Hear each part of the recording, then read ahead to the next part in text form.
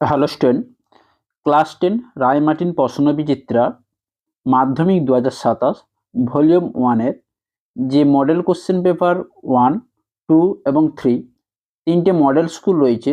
ওই তিনটি মডেল স্কুলের বিভাগ ক্ষয়ের যে সমস্ত এসএকিউ কোশ্চেনগুলো রয়েছে তোমাদের ফার্স্ট ইন্টারেস্টের, সেগুলোর সম্বন্ধে আজকের এই ভিডিওর মাধ্যমে আলোচনা করব।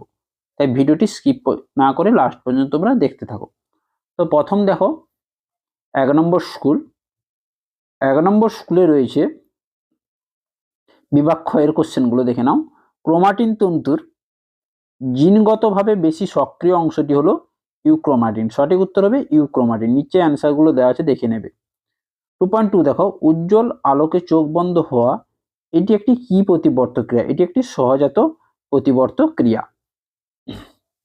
2.3 কোন হরমোনের কম ক্ষরণে ডায়াবেটিস ইনসিপিটাস রোগ হয়? এডিএইচ হরমোন বা ভেসোপ্রেসিন অ্যান্টি ডাইউরেটিক হরমোনের কম ক্ষরণে ডায়াবেটিস ইনসিপিটাস রোগ হয়ে থাকে। এবার দেখো সত্য মিথ্যা। ইনসুলিন হরমোনকে ক্যালোরিজেনিক হরমোন বলা হয়, এটা মিথ্যা।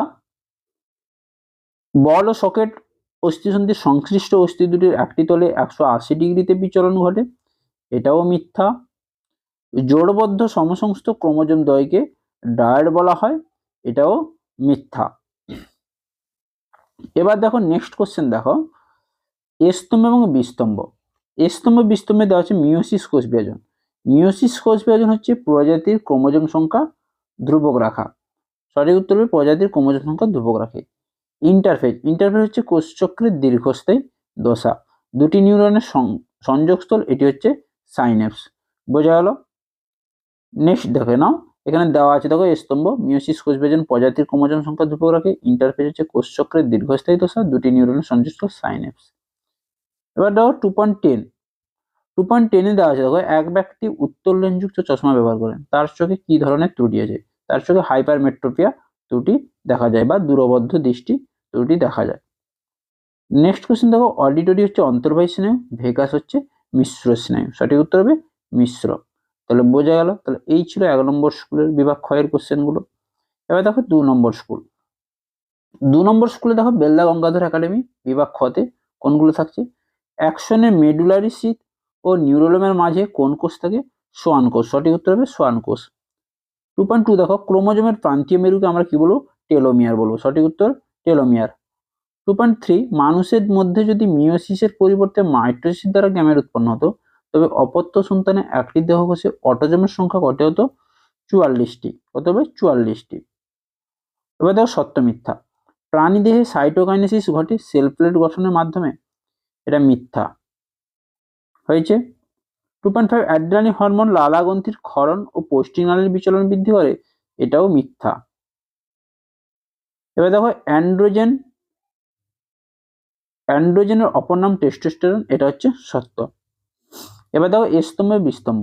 সুপ্রারেনাল গ্রন্থি হচ্ছে অ্যাড্রিনালিন গ্রন্থি হয়েছে। পিনিয়াল গ্রন্থিকে আমরা জৈবিক ঘড়ি বলবো।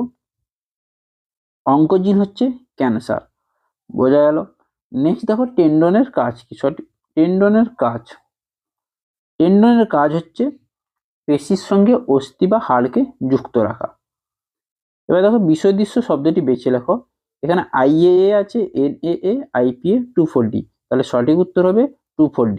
বাকিগুলো হচ্ছে সংশ্লিষ্ট বা অক্সিন হরমোন, আর 2,4-D হচ্ছে আগাছানাশক। বোঝা গেল? এই ছিল 2 নম্বর স্কুলের সমস্ত অ্যান্সার বিভাগ খ। এবার দেখো 3 নম্বর স্কুল। 3 নম্বর স্কুলে কি রয়েছে?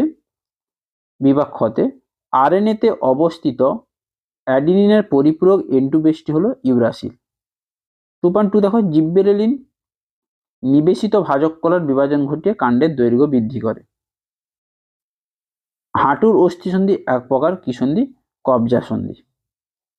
এবার দেখো 2.4 সত্য মিথ্যা। শুক্রাশয় একটি বহিঃকরা গ্রন্থি, এটা মিথ্যা। কাশি হলো এক প্রকার অভ্যাসগত প্রতিবর্তক ক্রিয়া, এটাও মিথ্যা। হেটারোক্রোমাটিন নিষ্ক্রিয় জিন বহন করে, এটা হচ্ছে সত্য। বোঝা গেল? নেক্সট দেখো স্তম্ভ এবং বিস্তম্ভ। নিউরোট্রান্সমিটার হচ্ছে অ্যাড্রিনালিন। কাইজেমা হচ্ছে ক্রসিং ওভার। ডায়াবেটিস মেলিটাস হচ্ছে ইনসুলিন। বুঝতে পারলে? নিউরোট্রান্সমিটার অ্যাড্রিনালিন, কাজ হচ্ছে crossing over, diabetes mellitus, insulin. এবার 2.10 উদ্ভিদ কোষ বিভাজনে অনুনালিকার ভূমিকা। উদ্ভিদ কোষ বিভাজনে অনুনালিকার ভূমিকা হচ্ছে স্পিন্ডল তন্তু বা বেম তন্তু গঠন করা। 2.11 দেখো, নিচে 4টি বিষয়ের মধ্যে 3টি একটি বিষয়ের অন্তর্গত, সেই বিষয়টি হচ্ছে অ্যাফারেন্ট স্নায়ু। বোঝা গেল? তাহলে অপটিক স্নায়ু, অডিটরি স্নায়ু, অলফ্যাক্টরি স্নায়ু, এই তিনটি হলো সংজ্ঞাবহ স্নায়ু, যা কেন্দ্রীয় স্নায়ুতন্ত্রের দিকে বার্তা বহন করে।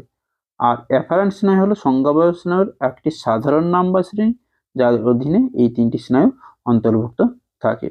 তাহলে বোঝা গেল? তাহলে এই 3টে স্কুলের সমস্ত বিভাগ ক্ষয়ে এসএকিউ অ্যান্সারগুলো দিলাম। কোথাও বুঝতে অসুবিধা হলে অবশ্যই কমেন্ট করে জানাও। তো ভিডিওটি ভালো লাগলে অবশ্যই লাইক করো, কমেন্ট করে শেয়ার করো, এবং চ্যানেল নতুন হলে চ্যানেলটিকে সাবস্ক্রাইব করে রাখো। নেক্সট ভিডিওতে 3টে স্কুল নিয়ে দেখা হচ্ছে। আজ এই পর্যন্ত।